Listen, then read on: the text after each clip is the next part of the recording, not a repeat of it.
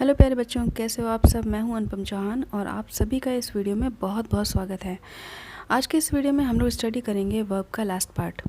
इस last part में हम लोग समझेंगे मॉडल एक्सिलरी वर्ब को। ये model axillary verb normal verb से कैसे अलग होती हैं, इसको समझते हैं। तो चलिए शुरू करते हैं video. Examples of model axillary verbs यानी कि मॉडल वर्ब। मॉडल एक ऐसी सहायक क्रिया है जो वाक्यों के फॉर्मेशन यानी कि बनावट में मदद करती है। मतलब सेंटेंस में इम्पैक्ट बढ़ाने के लिए मॉडल्स का यूज़ किया जाता है। इनका प्रयोग मुख्य क्रिया के साथ समर्थता, संभावना, गुण, आज्ञा या आवश्यकता आदि को व्यक्त करने के लिए किया जाता है। यानी कि सेंटेंस में एबिलिटी, पॉसिबिलिटी, पावर, परमिशन या फिर विलिंगनेस को जताने के लिए इनका यूज़ किया जाता है। यानी कि can, could, may, might, would, should. इन शब्दों को मॉडल्स कहते हैं और मॉडल्स इसलिए कहते हैं क्योंकि ये सेंटेंस में अपनी बात को अलग ही मोड में कहते हैं। देखते हैं पहली मॉडल वर्ब का एग्जांपल यानी कि कैन। कैन का यूज़ होता है कैपेबिलिटी या फिर परमिशन बताने के लिए, जैसे कि आई कैन टीच मैथमेटिक्स, मैं गणित पढ़ा सकता हूँ। We can climb up the tree, हम पेड़ पर चढ़ सकते हैं। यू कैन गो नाउ, तुम अब जा सकते हो। A blind man can not see, एक दृष्टिहीन व्यक्ति देख नहीं सकता। अब देखते हैं यूज़ ऑफ मे। इसका यूज़ होता है नम्रता पूर्वक अनुमति, इच्छा या आशीर्वाद का बोध बताने के लिए, जैसे कि इट मे रेन टुडे, आज बारिश हो सकती है। मे आई कम इन, क्या मैं अंदर आ सकता हूँ। मे यू लिव लॉन्ग, ईश्वर करे आपकी उम्र लंबी हो। She works hard so that she may pass, वह कठिन मेहनत करती है ताकि वो पास हो सके। नेक्स्ट मॉडल है कुड।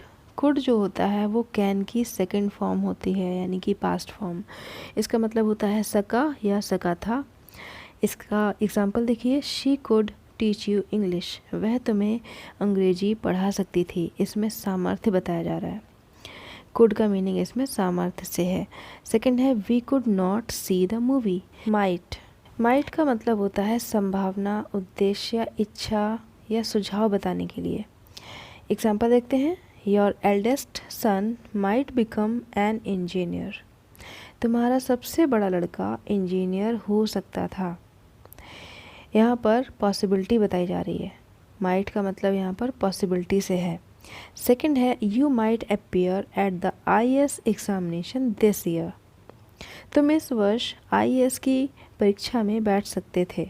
इसमें एक ये एडवाइस है। नेक्स्ट मॉडल है यूज़ ऑफ शैल। शैल का यूज़ दो तरीके से होता है, एक तो सिंपल यूज़ यानी कि नॉर्मल सेंटेंस में, और दूसरा होता है मॉडल के रूप में। तो जब सिंपल तरीके से यूज़ करते हैं इसको, तब फर्स्ट पर्सन के साथ यूज़ करते हैं और उसमें आता है आई और वी। जब आई वी के साथ शैल का यूज़ करेंगे तो वो नॉर्मल यूज़ का होगा, जैसे आई शैल गो टू माई स्कूल, मैं अपने स्कूल जाऊंगा। वी शैल स्टार्ट टुमारो, हम कल प्रारंभ करेंगे। तो ये नॉर्मल सेंटेंस है, इनमें कुछ स्पेशल नहीं है। लेकिन जब इनका यूज़ सेकंड और थर्ड पर्सन के साथ होता है, यानी कि शैल का यूज़ जब सेकंड और थर्ड पर्सन के साथ करते हैं, यू, ही, शी, इट, दे, इनके साथ, तब ये मॉडल हो जाते हैं और इनके साथ कंडीशन लगती है तो इनका सेंस हो जाता है, या तो ये प्रॉमिस बताते हैं, या फिर ये कमांड और थ्रेट बताते हैं, या फिर ये डिटर्मिनेशन बताते हैं, दृढ़ निश्चय। जैसे कि you shall get a prize for this bravery, तुमको इस बहादुरी के लिए निश्चित रूप से इनाम मिलेगा। ही शैल पनिश यू, वह निश्चित रूप से तुम्हें दंड देगा। दे शैल लीव द रूम टुडे, वे निश्चित रूप से आज कमरा छोड़ देंगे। आगे देखिए यूज़ ऑफ विल। विल का यूज़ जब सेकंड और थर्ड पर्सन के साथ करते हैं तब इसका यूज़ नॉर्मल होता है, जैसे कि you will go to Kanpur, तुम कानपुर जाओगे। शी विल टीच यू, वह तुम्हें पढ़ाएगी। They will not help you, वे तुम्हारी मदद नहीं करेंगे। He will not follow your advice, वह तुम्हारी एडवाइस यानी कि सलाह फॉलो नहीं करेगा। लेकिन जब इसका फर्स्ट पर्सन के साथ यूज़ करते हैं तब इसका सेंस हो जाता है वादा यानी कि प्रॉमिस, दृढ़ निश्चय, डिटर्मिनेशन या फिर इच्छा, विलिंगनेस का। तो फर्स्ट एग्जांपल है इसका, I will go to Agra next week, यहाँ पर ये कंफर्म बता रहा है कि नेक्स्ट वीक को ये आगरा ज़रूर जाएगा। वी विल हेल्प यू, हम तुम्हारी मदद करेंगे, ये प्रॉमिस के सेंस में है। I will do this work, मैं ये काम करूँगा, इसमें ये विलिंगनेस बता रहा है। विल का मतलब हो गया यहाँ पर विलिंगनेस में। वी विल पनिश यू, हम तुम्हें पनिश करेंगे यानी कि सज़ा देंगे। तो यहाँ पर ये थ्रेट है यानी कि धमकी दे रहा है।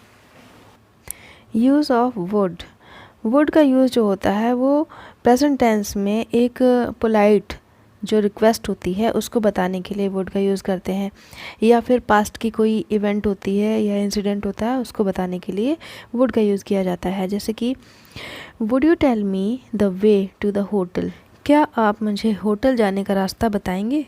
तो यहाँ पर ये वुड का यूज़ जो है पोलाइट रिक्वेस्ट के सेंस में किया जा रहा है। सेकंड है sometimes my father would get angry with me, कभी कभी मेरे पिता मुझसे नाराज़ हो जाया करते थे।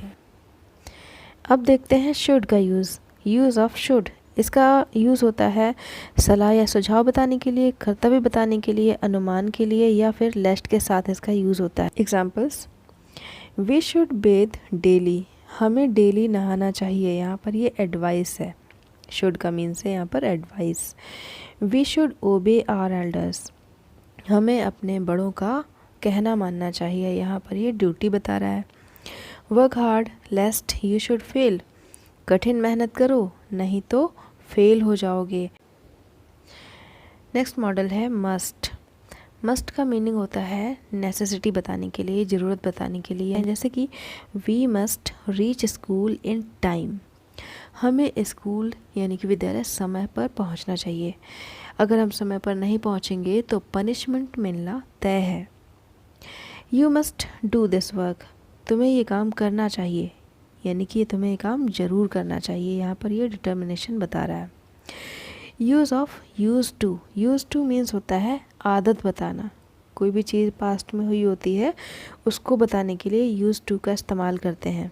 जैसे कि she use to walk daily, वह रोज़ सुबह टहला करती थी, यानी कि पास्ट में ये कोई काम रेगुलर करती थी, उसी के लिए यूज़ टू का यूज़ किया गया है।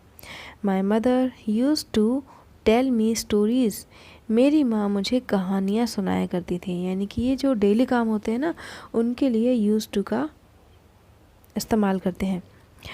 नेक्स्ट है use of ought to. Ought to का जो यूज़ होता है वो ऑब्लिगेशन या फिर पॉसिबिलिटी बताने के लिए करते हैं। जैसे कि we ought to obey our elders, हमें अपने बड़ों की आज्ञा का पालन करना चाहिए। Our team ought to win, हमारी टीम को जीतना चाहिए। यहाँ पर ये ऑब्लिगेशन बता रहा है यानी कि बात मानने के लिए बता रहा है। और सेकंड है our team ought to win, हमारी टीम को जीतना चाहिए। यहाँ पर ये पॉसिबिलिटी बता रहा है कि हम अगर अच्छा खेल रहे हैं तो हमें जीतना चाहिए। लास्ट है यूज़ ऑफ नीड।